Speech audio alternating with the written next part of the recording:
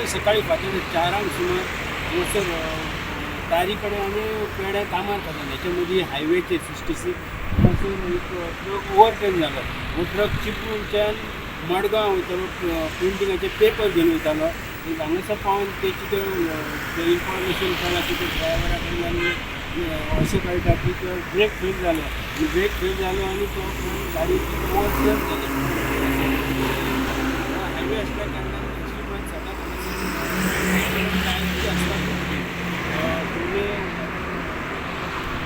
सायडीक आसा म्हणून व्हडलो प्रॉब्लम तसो कांय जालो. पुलीस इन्वेस्टिगेशन करता. प्रुडंट त्या खातीर तेंच्यान सांगता. Subscribe Prudent social media channel and press bell icon for latest notifications.